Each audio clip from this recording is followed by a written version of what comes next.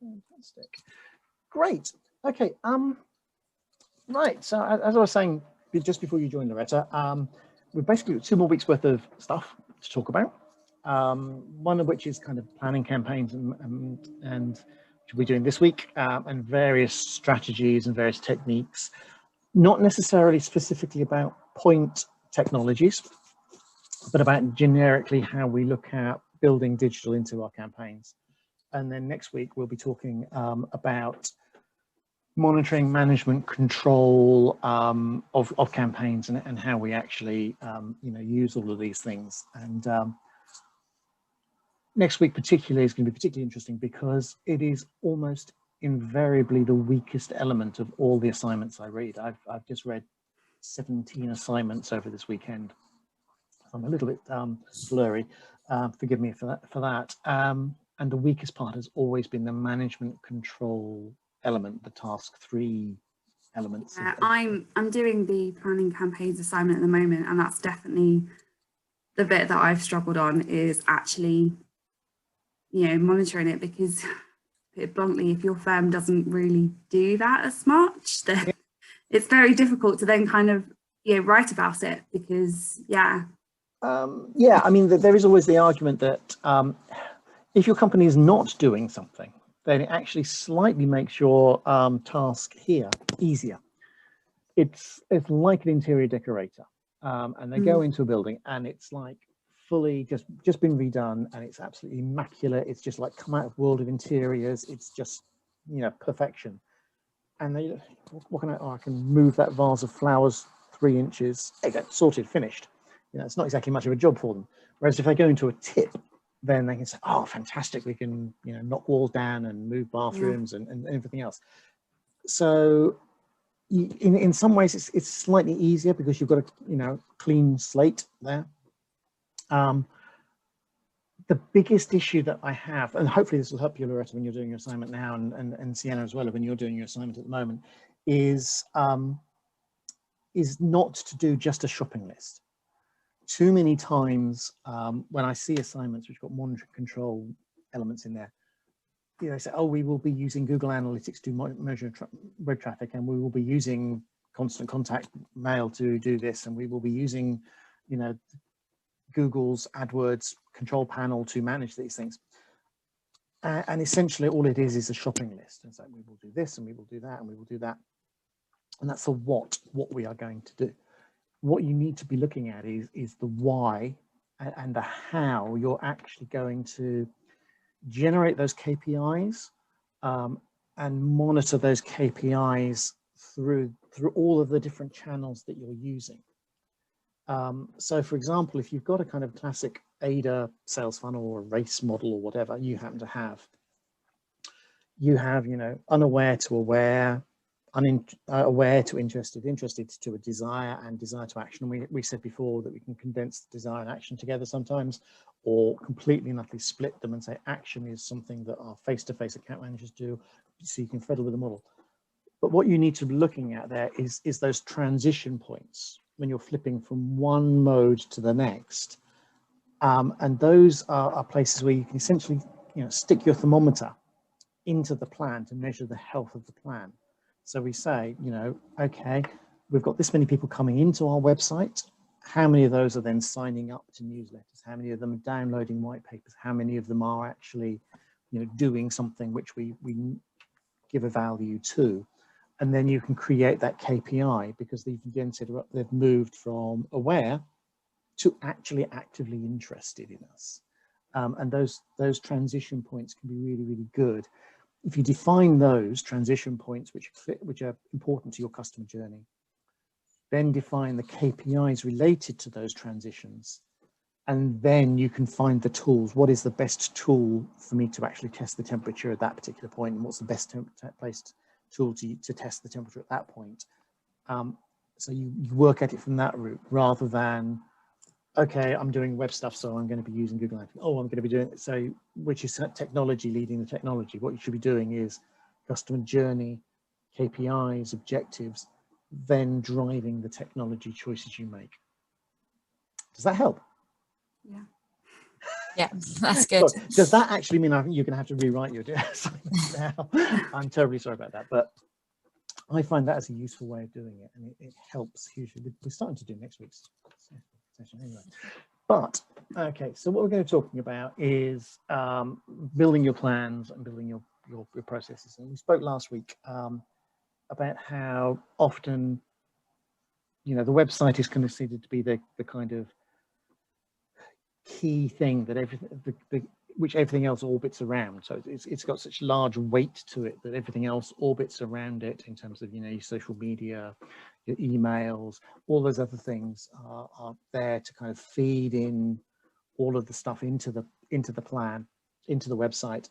And so we can actually look at that as a kind of very self-contained thing.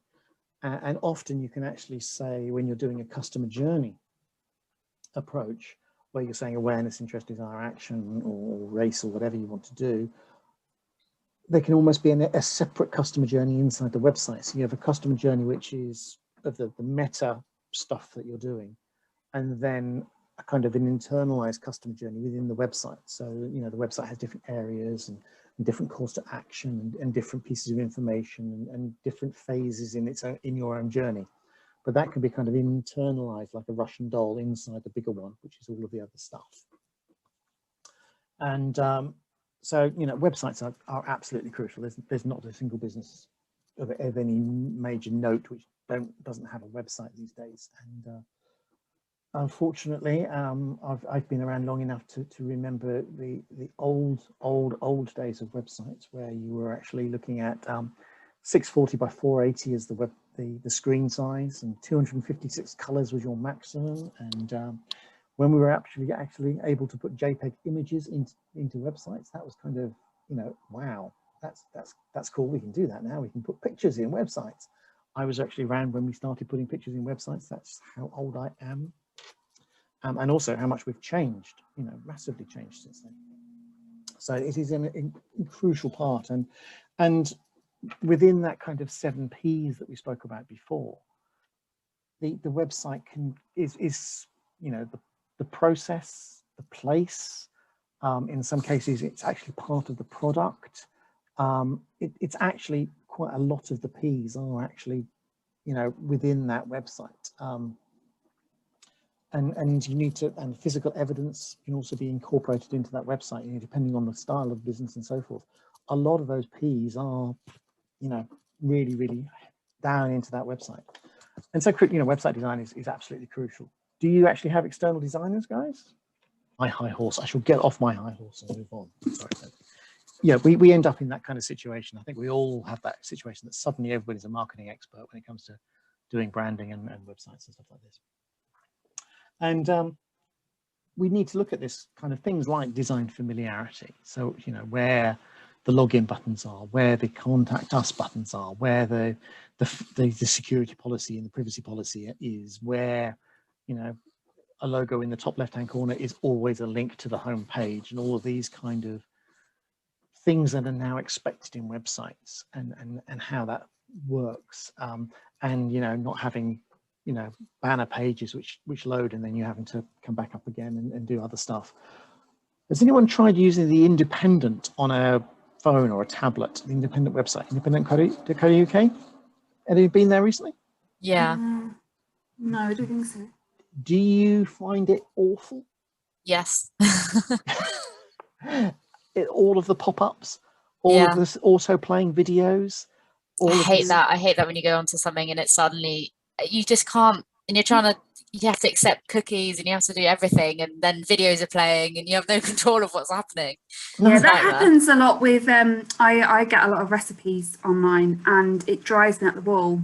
Yeah. If you're on your phone and you want to get to the actual recipe, you've got to go through all of the blog first, writing about it, go past all the videos, then the pop-ups on your phone, and then get, you know, after about 5 minutes of trying to scroll load, if you get to the actual like recipe ingredients bit, and you're like, oh, finally, and I mean, there's a reason why they're doing that. Is because they're using the pay-per-view model of advertising, the CPM model, where they're actually going to, you know, unless you have those banner adverts, unless you have those videos in your eyeballs, they're not actually earning money. So you can kind of understand why they're doing it, but you know, the things where the close button for the pop-up video is often pale grey on white, and it's usually in the wrong corner or something like that, and all these kind of tiny, absolutely, all of those things, and it's really irritating. There was one site which was a recipe site that we use quite a lot, and one of the problems that the recipe website has is when it says print recipe, it then actually prints the pop-up adverts on top of the actual recipe. So the cooking instructions are underneath an advert for something else. Insane. I mean, it's just absolutely insane.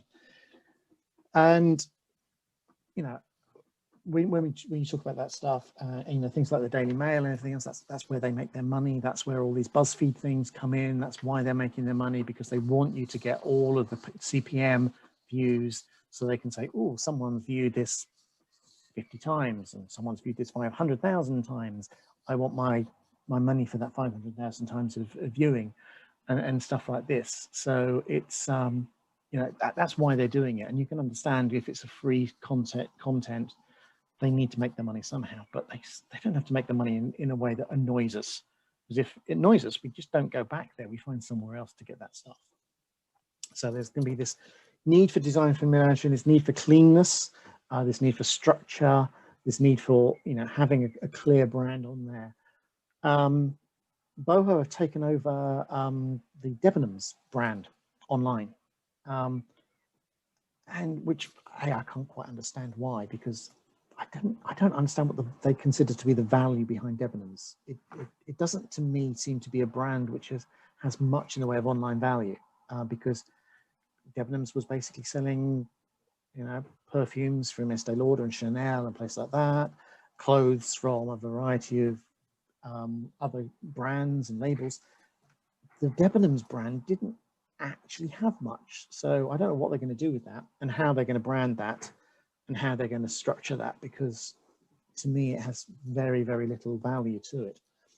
And you know, the situation is that you need to have this. If you've got bricks and mortar, neither of you two have, you know, how do we link those things together?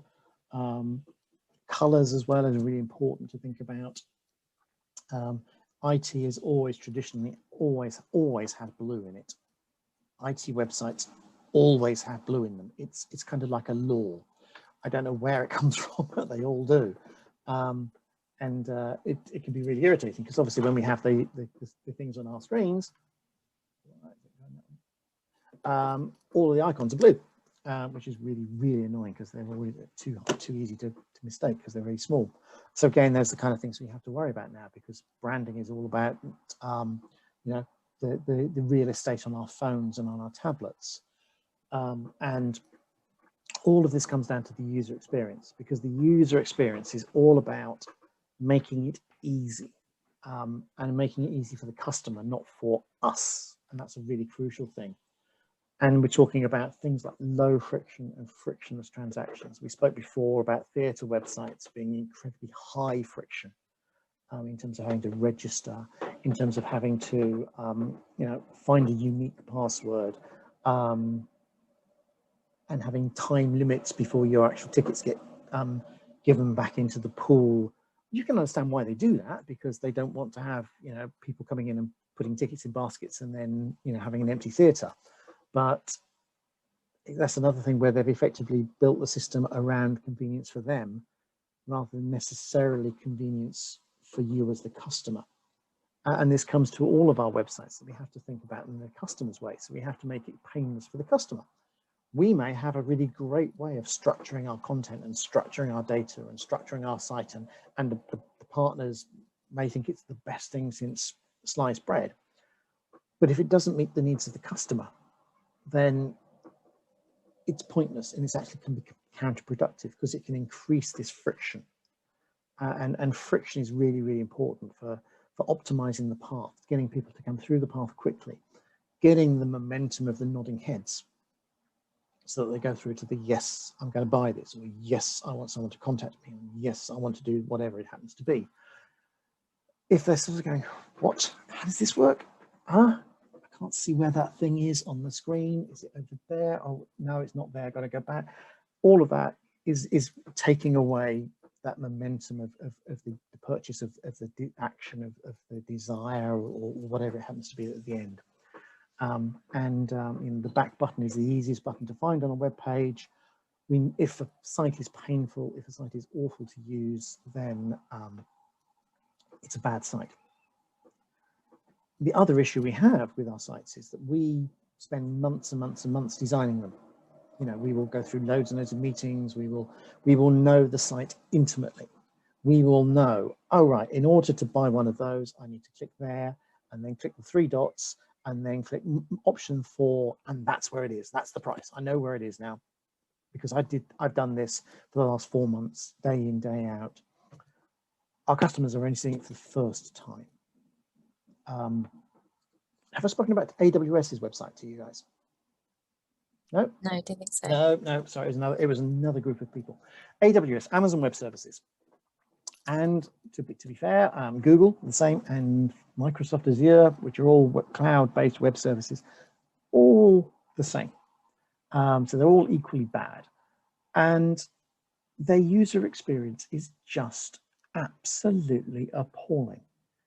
If you go to one of these sites to say, I want a server to run my website, there are 1,500 different options. And then you've got added tools. And do I want a SQL database or a MySQL database? Do I want to run it on Linux or do I want to run it on Windows? Or what do I run it on? Do I need these tools? Do I need a firewall? Do I need load balancing?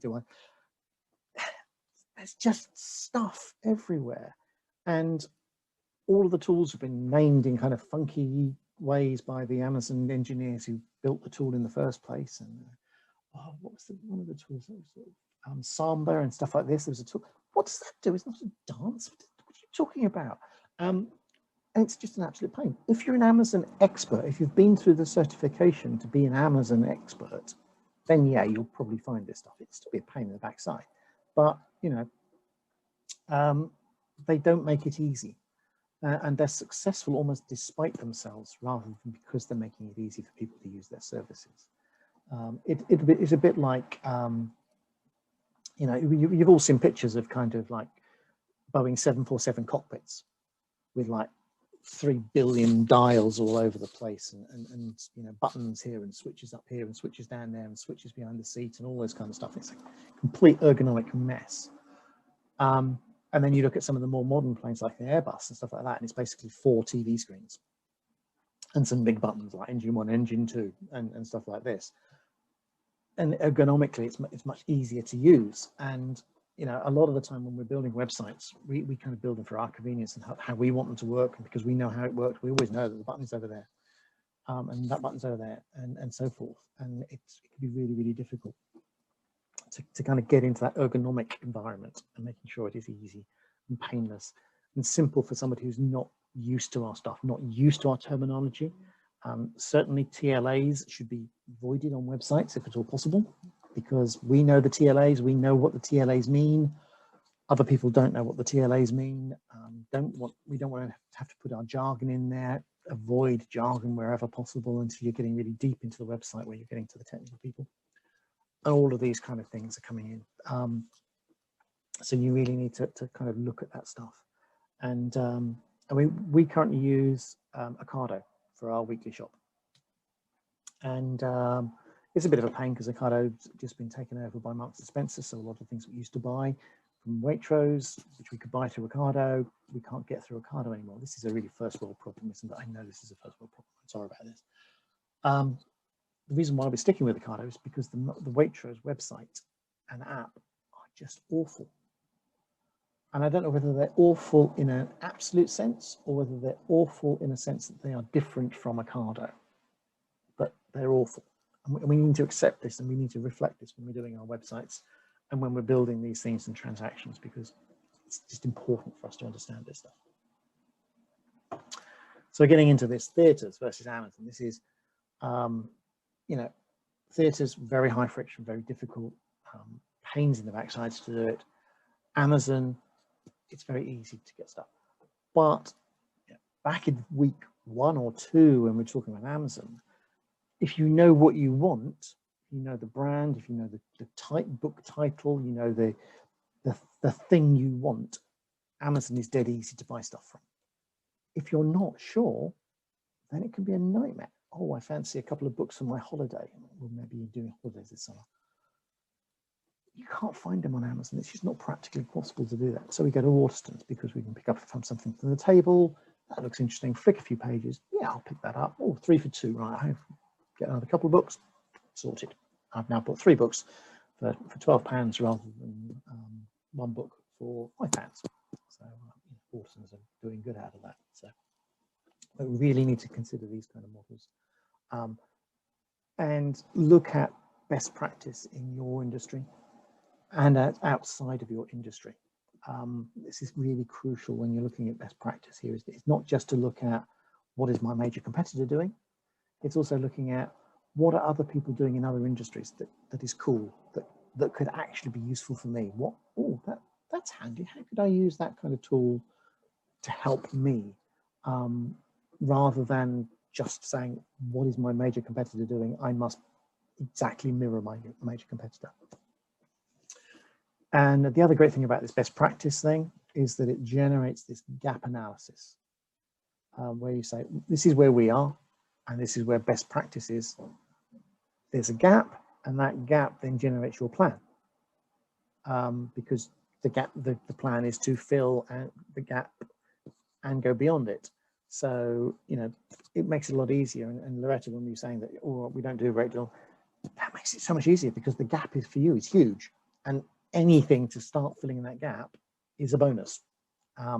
So sometimes it can actually be good to have poor stuff going on in your business. And I mean, these are not necessarily relevant to you guys, but they can be relevant to Jamie and everybody else. So I'll carry on for a bit longer. We spoke about Instant Ink and Cornerstone as great examples of companies which have identified a problem.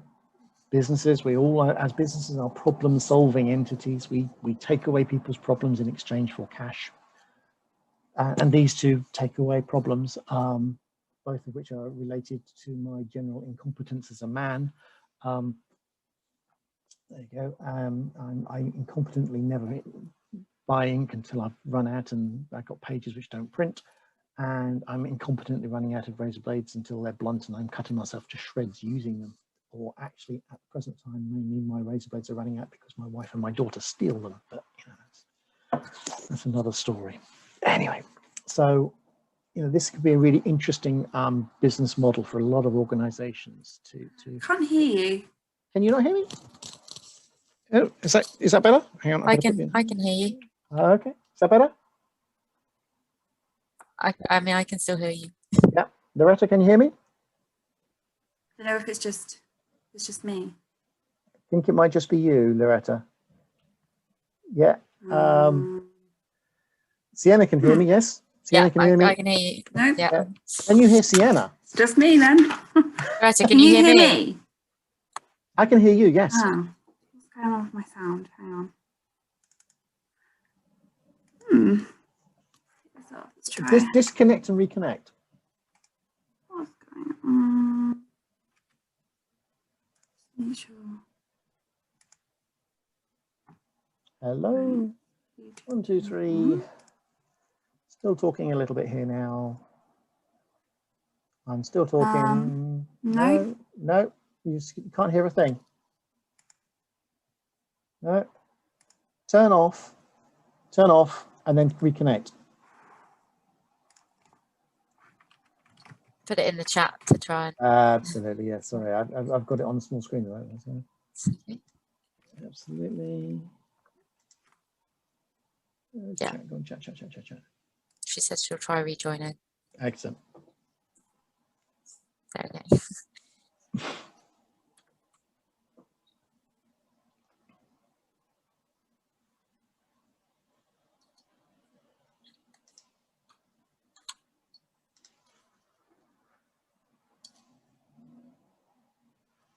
Hello. Hello. Hello, Loretta.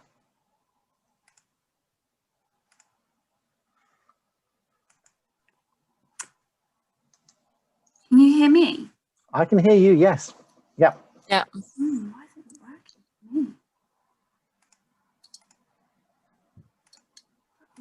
So weird. I'm not having any luck. Ah, I can hear a slight sound.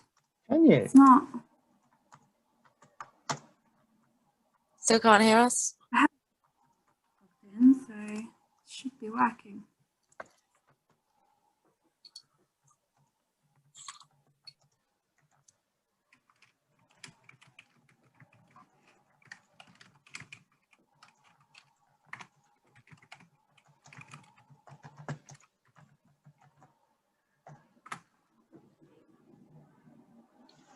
Well, I'm still talking now, as you can probably see from my lips moving and stuff like that.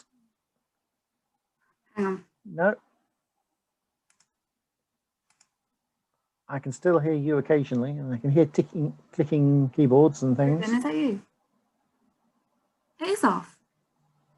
Hello? Hello? Yeah, it's off. No, it's off. What's off? Can you get the sound to work on this? Can you get the sound to work on this for me? Hello. Anyway, me and Sienna continue to talk just to give you something to listen to whilst you're trying to get something back on. Yeah, so things like Cornerstone and Instant Ink are really cool because this is a bit of a repetition.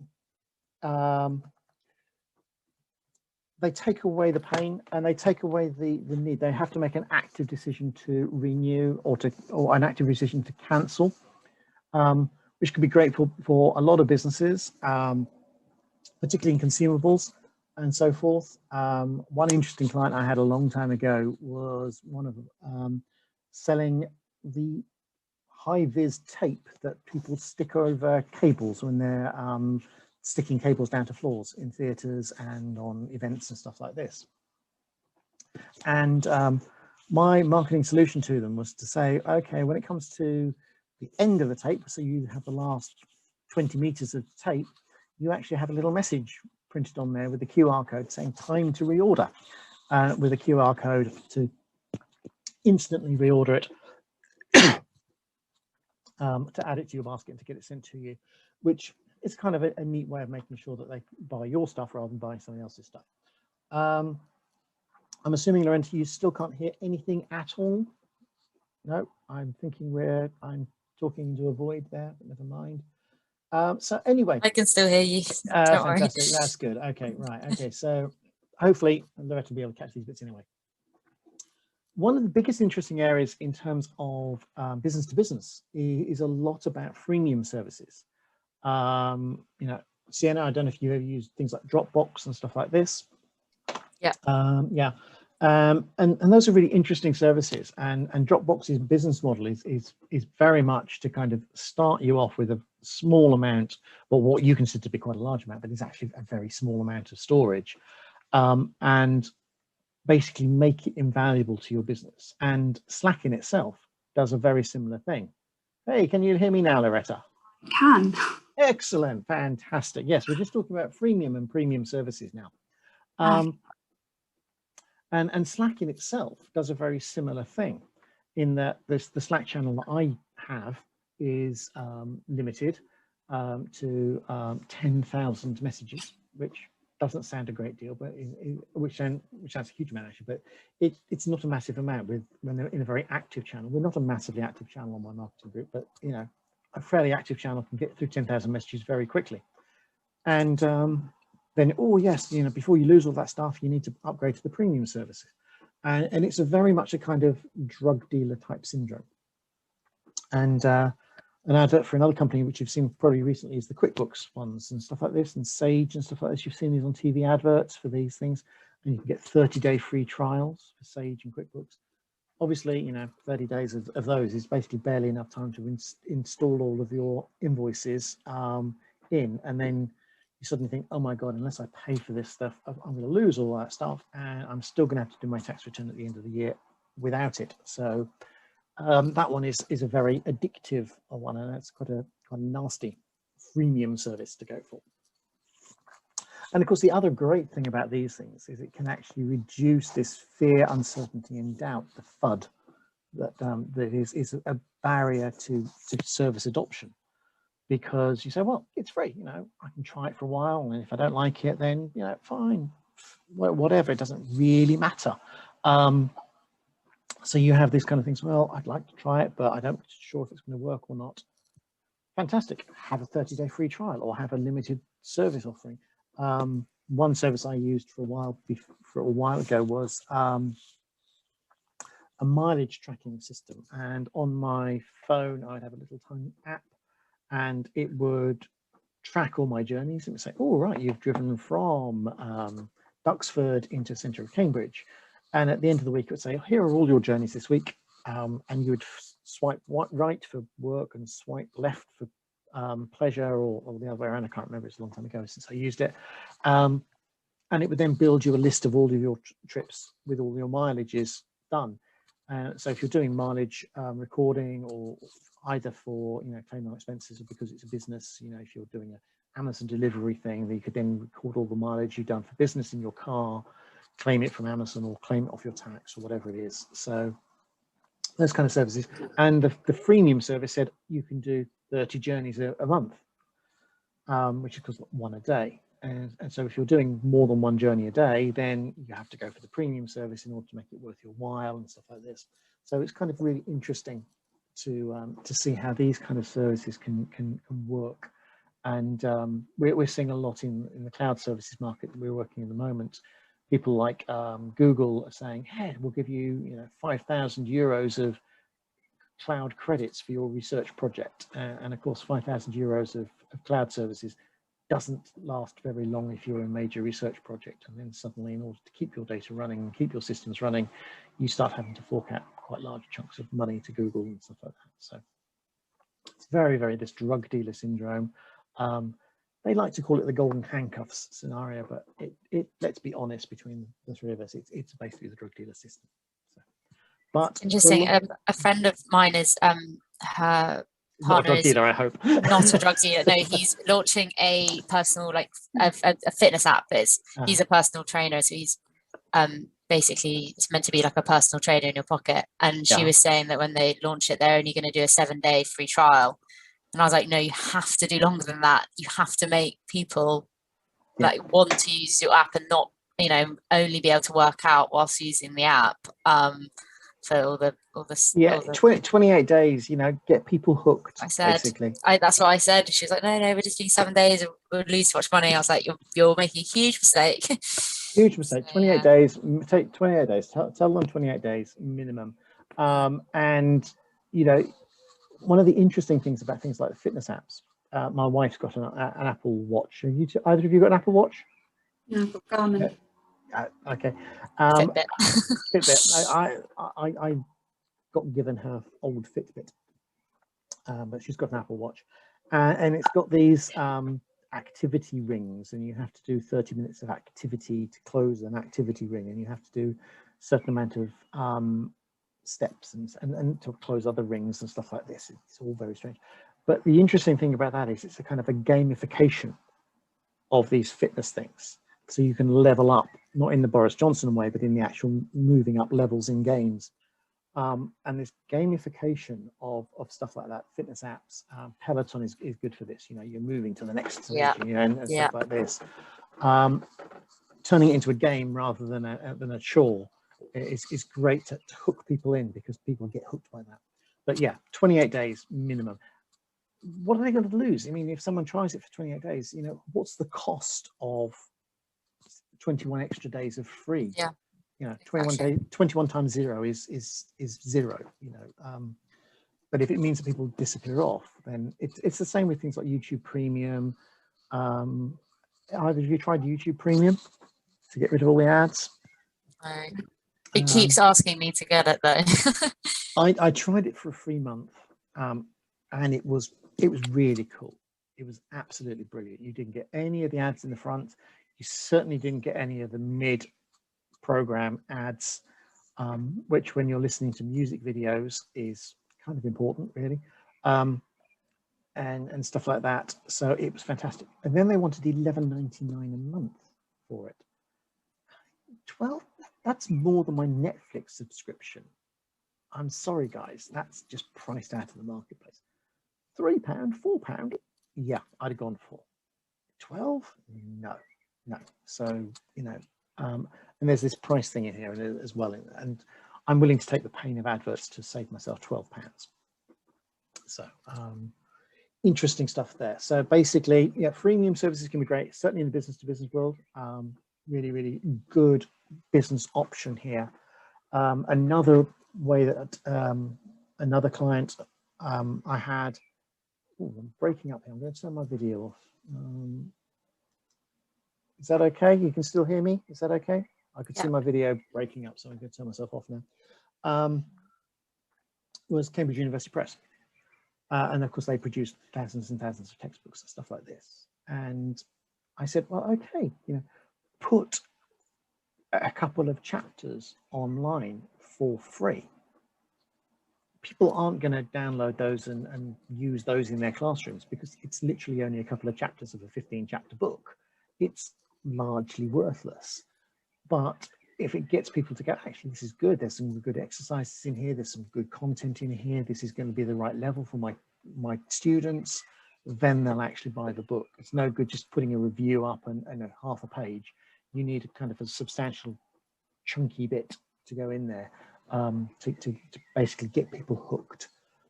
This drug dealer thing, you know, one hit from a drug dealer is not going to get you hooked. 28 days worth of hits from a drug dealer is going to get you hooked, and that's why we have to look at those kind of amounts.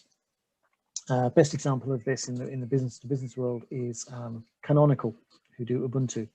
I think I've spoken about that before, so I won't talk about that again. But yeah, it's really, really good way of doing it. So, so when you're building your website, when you're building all of your marketing activities, don't think like a marketer. Because you're selling to individuals, you have to walk a mile in their shoes. And this means getting friends, getting partners to look at websites to say, does this work? Is this easy to use? Is this straightforward? You use it every day. You know all of its ins and outs and niggles. Get somebody who doesn't know it to look at it.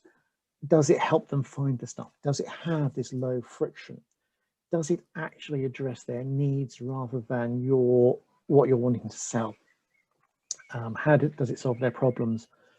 Does it make their lives easier? There is just so much stuff out there. You're not the only game in town, and so you cannot afford to just say, yeah, sure, I'll build it my way. And the back button, easiest button to find. We need to make sure that you're not the only game in town to do this stuff. So, okay, talk to customers.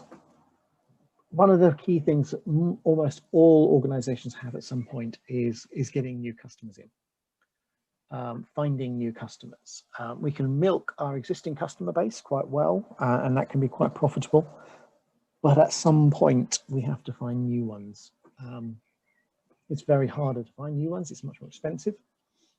And trying to reach and find them is very difficult, because the problems that we have with all of our monitoring and management and reporting tools and systems is that it tells us what people are doing on our website, how many followers we have, how many people like our content on social media, how many people come to our website, what pages do they use on our website, how many people have signed up to our newsletter. All of these measures are telling us about existing customers, existing people who are aware of us. What they don't tell us is about the 99% of the population who aren't aware of us, who don't use our systems, who have no idea who we are. And quite often, and I beat my head against a wall in our organization, and I'm sure you guys do as well, because they say, oh yeah, well, we're doing this great stuff. We're doing all these things, and we're sending out messages to all of our community and stuff like this. And we have KPIs to send out X hundreds of copies of our newsletter to people and stuff like this. Great, fantastic. But we're preaching to the choir by going through those people. We're not actually finding new people. We're not finding ways to attach people who have no idea who we are, have no idea what we do, have no idea that we have a solution to their problem. Maybe even don't even know that they've got a problem.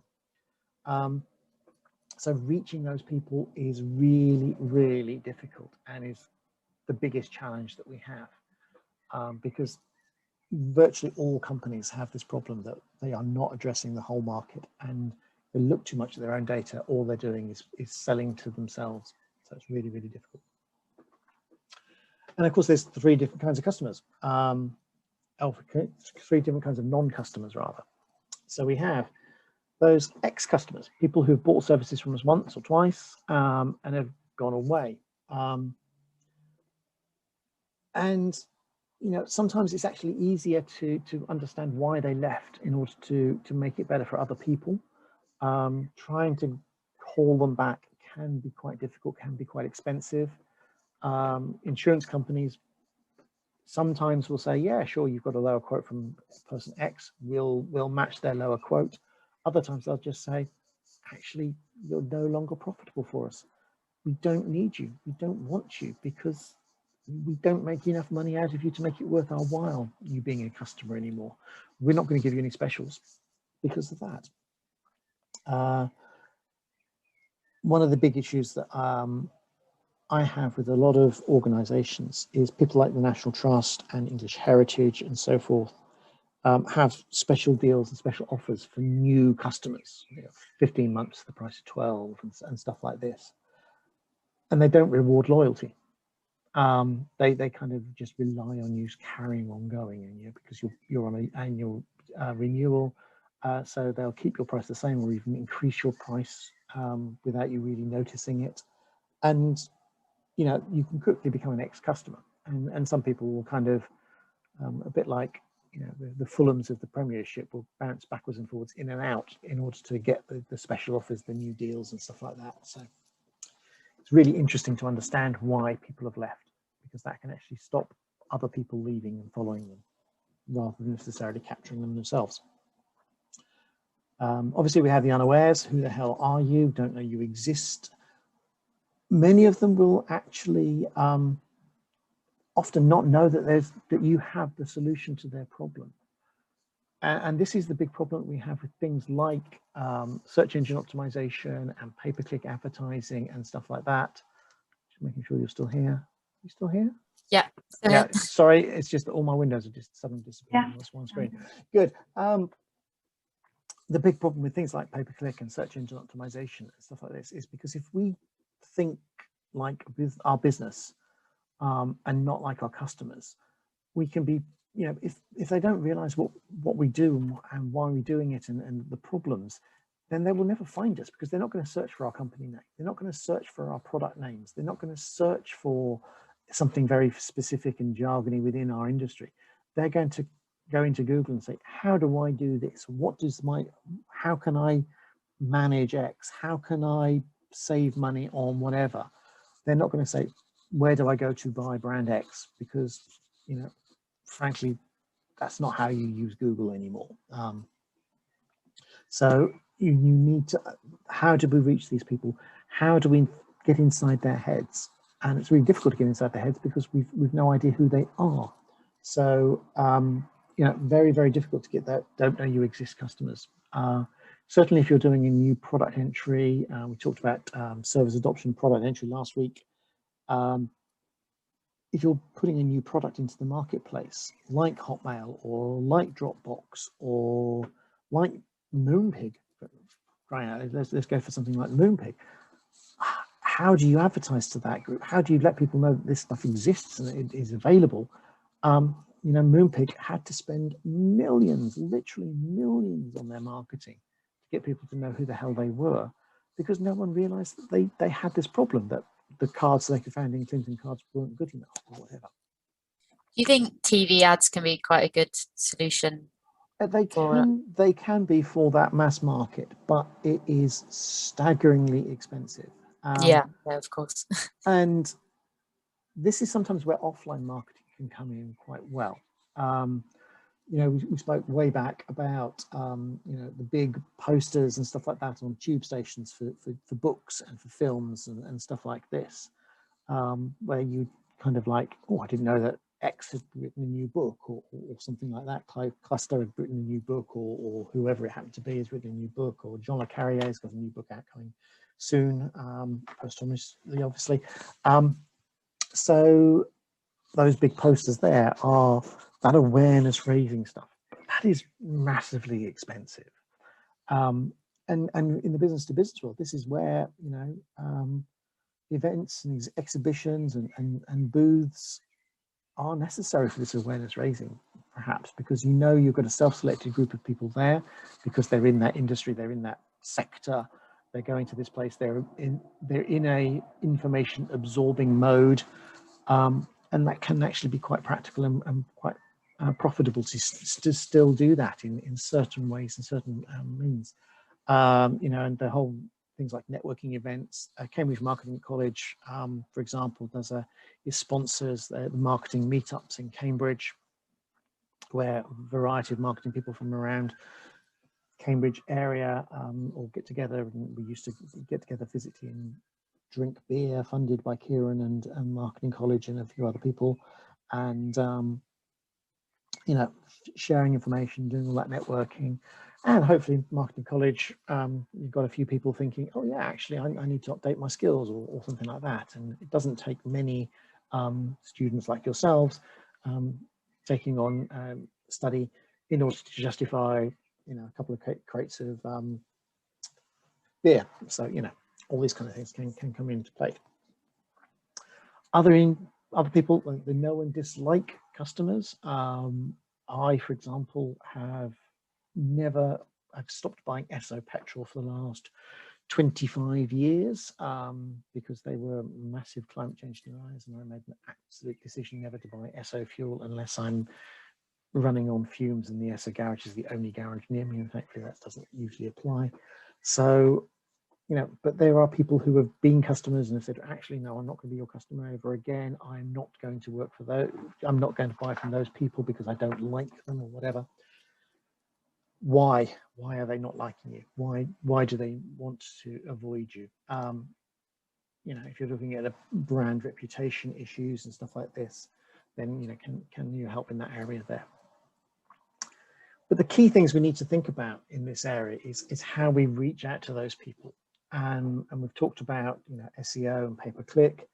One of the interesting areas, distributed content, advertorials and syndication, affiliates and advocates can be really, really valuable for this, because you're actually getting your message across through channels that you don't own, you don't control them, and people are going there for other reasons, but linked associated reasons. So, you know, if you're a company looking at selling herbicides and pesticides, then you would advertise in Farming Today and all these kind of things, because people are interested in farming type stuff. If you have advertorial content in there, then it's valuable. We do a lot of work in advertorial content with Google and Amazon and Microsoft within our publications. They pay very handsomely to put the content in there. $25,000 a year is what we get out of Google and Microsoft and Amazon each. For advertorial content and for hosting webinars for them and stuff like this. And they find that very valuable because they have got a stamp of a kind of approval from us as part of that, and they're getting into audiences and marketplaces that they would not normally get into. So that could be really quite handy and quite a valuable way. So, you know, distributed content, advertorial syndication, and affiliates and advocates are massively, massively useful in the business to business world. You won't trust a marketer because marketers lie. We all lie. That's what our job is. You know, basically it's just lying with pretty pictures is what marketing is in many people's eyes. But if you're listening to a compatriot, a peer in another business, you know, the finance director or a managing director of another company going, yeah, company X is brilliant. They solved our problems and stuff like that. you'll believe them, because you will listen to your peers, you will listen to people in your tribe much more readily than you will listen to people outside of your tribe. And this is important again in the social media environment, where people in your tribe are what you listen to. You said there was 150 people or 150, 250 people in your tribe. Listening to people in your tribe, believing what people in your tribe are saying is much more important than the annoying guy at the networking event who's trying to get into your group of people chatting and handing out business cards for his financial service advice. We don't want to be the annoying guy at the networking events handing out business cards left, right, and centre. We want, oh yeah, I had problems with my mortgage and stuff like that, but I know this guy, he did a great deal for me and stuff like that. Yeah, I think I've got his details. I'll send you his details across. That kind of advocacy gets much more business than me going up to people randomly and telling them about my wonderful financial service advice and pension advice and stuff like that. We've been there. I'm sure you've been into those network events, and yeah, actually that's the way it works. And this engagement is crucial, because engagement is very much into the the business to business. This long-term relationship is really important, because in the B2B world, things take time. We're not in the wish.com situation where we look at something on Instagram and think, oh, that looks good, that's a fun thing for the hen party, I'll buy one of them. It's only a couple of quid, what the hell, why not? Business to business is all about big tickets, long relationships, building that time and time and time over a whole period. It's really important for this long-term engagement. So we're continually getting the message across. We're building those people's trust in us. We're actually making sure that they go, yeah, actually, I've got that problem. I've heard about you guys. I've listened to what you've said. You seem like trustworthy guys. I'm going to speak to you about it. Because quite often, in things like trademarks and stuff like this, in pharmaceuticals and so forth, you may not necessarily have an immediate need on the first contact. You may not have a need in the second contact. You may not have a need in the fourth or fifth contact. But what you're doing in this engagement and this relationship building is that when they do have that need, they know who you are, and they trust you, and they believe in you, and therefore they will contact you, and hopefully they will spend money with you. We actually, we see that quite a lot of, because we track in our Salesforce, where people have downloaded assets, and it goes back for years. And sometimes you see people, they might have attended a webinar a few years ago, and then they, download one white paper a year later, and then suddenly they attend another webinar or something, and then they get converted into an opportunity just from maybe not being in the right place at the right time. So yeah, it's really important.